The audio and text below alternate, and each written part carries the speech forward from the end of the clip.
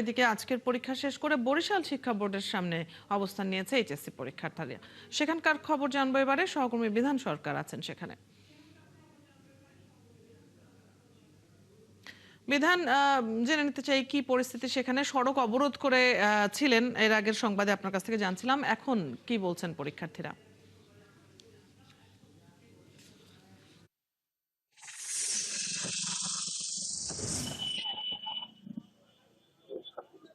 পদ্ধতি এখন এই যে কিছুক্ষণ আগে ঠিক 10 মিনিট হলো শিক্ষার্থীরা এখান থেকে সড়ক অবরোধ তুলে নিয়েছে, যেহেতু ঢাকা বরিশাল মহাসড়ক, এবং এই সড়কটা অবরোধ তুলে নিয়েছে এবং এখানে পুলিশ রয়েছে, অতিরিক্ত পুলিশ রয়েছে, এবং এখানে যারা শিক্ষার্থী যারা রয়েছে তারা কিন্তু এখন আপনি দেখতে পাচ্ছেন যে ঠিক মাধ্যমিক উচ্চ মাধ্যমিক শিক্ষা বোর্ডের সামনে তারা কিন্তু অবস্থান নিয়েছেন, জড়ো করে আছে তারা এখানে শিক্ষার্থীরা এখনো। এবার তাদের দাবি, তাদের কেউ কেউ বলছেন যে শিক্ষামন্ত্রী যতক্ষণ পর্যন্ত পদত্যাগ না করবেন ততক্ষণ পর্যন্ত তাদের এই যে আন্দোলন সেটা অব্যাহত থাকবে। আবার কেউ বা শিক্ষার্থীদের মধ্যে থেকে কারো কাছ থেকে আমরা শুনেছি যে এবার পরীক্ষা পদ্ধতি একযোগে যে পরীক্ষা নিয়েছে সব বোর্ডের সাথে একই প্রশ্ন, অভিন্ন প্রশ্নে, সেই অভিন্ন প্রশ্ন করার ফলে সেটা কিন্তু একটু কঠিন হয়েছে। এবং এছাড়া তারা হলে তাদের যে যারা ডিউটি পালন করে যেসব শিক্ষকরা, তাদের কাছ থেকেও তারা ঠিকভাবে ভালো আচরণ পায় না, এই ধরনের বিভিন্ন ধরনের কথা শিক্ষার্থীদের কাছ থেকে শুনতে পেয়েছিলাম।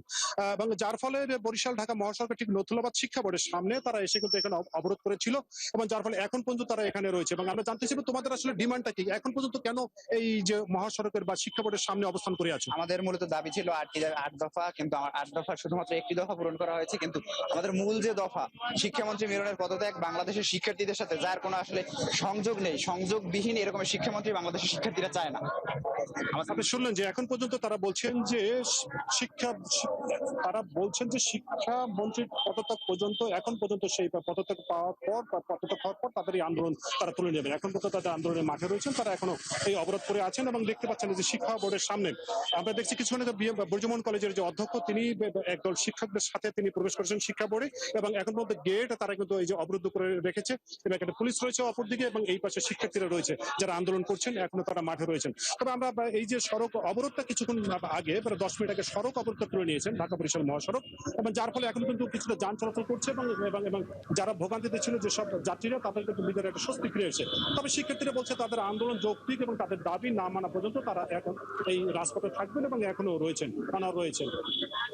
বিধান, আপনার কাছ থেকে আমরা বরিশালের শিক্ষার্থীদের আন্দোলনের খবর জেনে নিচ্ছিলাম। ধন্যবাদ যুক্ত হবার জন্য। দর্শক, সহকর্মী বিধান সরকার যুক্ত ছিলেন বরিশাল থেকে।